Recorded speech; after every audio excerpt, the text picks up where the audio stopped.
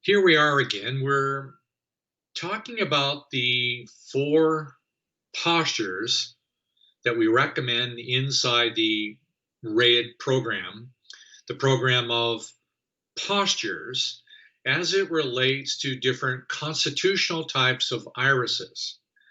So these four postures, they correspond to four iris constitutions. Posture number one is basically the shaker pattern, and that's the energy of movement.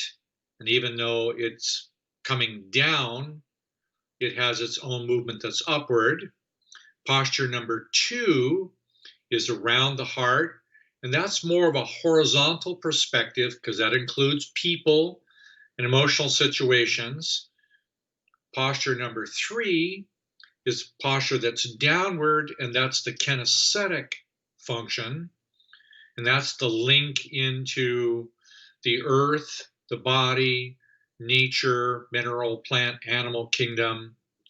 Posture number one, shaker. Posture number three, stream. These two are connected. They're both basically vertical. Posture number two, posture number four are also connected, but it's flower and jewel. Now, I've discussed the posture number one and three together, and I've explained the basics of posture number two.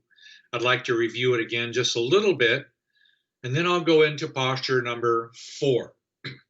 Posture number two and four is electro, a constrictive force, and magnetic, an emanating, liberating force in physics.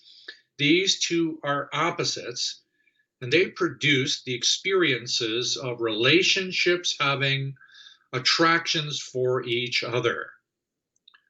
There's many different kinds, but we'll just talk about these two. So let me show you a reminder of what posture number two is really about. Here is posture number two. Posture number two imitates through the physical body the expression of the flower structure. The flower structure is the open petaled forms within the iris that has a natural expansive quality, it is about spatial perception. So the basic posture of the hands is an opening function, and then it's also an expansive function, hence the larger expanding spiral force of opening. This is posture number two and how it's related to the iris. But there's a deeper explanation also for posture number two. We've done this before, but let me just review and show you another explanation of this posture. This is a greater explanation of posture number two. It has the symbology of the experience of feeling having different diameters. What I mean by a diameter is simply how many people are included in this field. In the first part of that, it is the feeling of a mother for a baby, her own child. And then eventually the feeling of the love for one child is multiplied by the number of people within a community, meaning literally there is a natural progression where what we feel inside of our own family is ultimately experienced and distributed within the community that we reside. Then there's a larger perspective of how the numerical number now goes to the earth. All this symbol is, instead of just being a single baby, this now includes all souls on earth. So now the numerical number has gone up to at least 7 billion. So what started out as one maybe moved to tens of thousands or even millions in a community. It goes into a global function of being inclusive of all souls. on earth. The last part is all souls in the galaxy, and then ultimately all souls in the universe. So can I have the same feeling I have for one baby at each one of these intervals of increase? This is posture number 2. I've taken posture number 1, which is something much greater than I can explain or feel. It's an element of faith. I'm aligning my body to it. I'm bringing it in, wanting to give and receive and share this with other people, and it has these different diameters to it. Now, this is opposite posture number 4. Let me show you the difference. This is posture number 4. Posture number 2, flower, opposite the jewel constitution, is posture number 4. The jewel constitution, noticeably by these brown dots throughout, is a mentally oriented posture, meaning I'm going to bring my individual free will mentally to this position. I'm going to bring myself into this choice to bring my reality of my own mind, presence of personality into this. So how am I going to do this? I'm going to recognize my individuality. I'm going to recognize my own authentic uniqueness, and I'm going to want to authentically be me while I'm sharing with other people. So the flower is a multiplicity of many, many souls.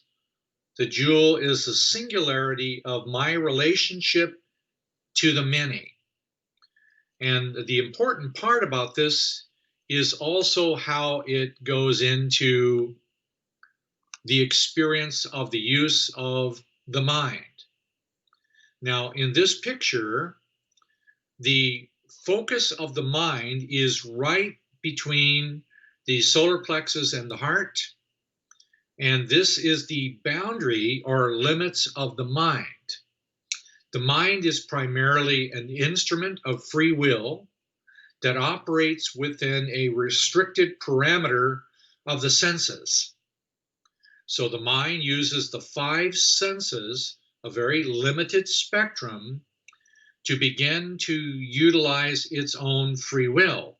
If I move my hands, I move my words, I move my body, I can make a choice with my own free will within this limited perspective. This gives me the experience of being able to realize the consequences of my choices physically. In this one, now I can use my imagination, I can use other instruments, I can use nature, the mineral kingdom, plant kingdom, and so on. I can use my mind and my imagination to bring my attention to a specific location. That is, to share my own individuality with as many people as possible. Whether it starts out with one child in the family, or my own small family, a community, a country, the globe, the galaxy, the universe, and so on. How broad am I willing to acknowledge my relationship with other people? This is the function of the 4th posture. It is me being willing to be my original, authentic soul as it was originally intended to be, offered freely and openly with other people. That's how the 4th posture merges with the 2nd posture. Yes, I know there's a lot to this, but there's even more coming. And I'll give you a brief preview of what comes, is because what I'm actually doing by this final posture I'm being merged the four different energies of the iris, four constitutional energies, what we call the shaker, dynamic movement, the stream, which is a consistent firmness, with the awareness of the mind and the experience of emotional phenomena. I'm beginning to merge these four. By intention, I want to become all of me, not just limited to my iris, not just limited to my birth order. I want to be the actuality of the soul I am really intended to be. Now, I'll discuss this on another video on how this will ultimately relate to choices that we make in harmony with nature. And I'm suggesting that you might consider this on the equinox. Okay, that's a lot to consider. Four postures, four irises, four energies, how to be able to intentionally desire to want to merge those four. Lots to think about. See you later.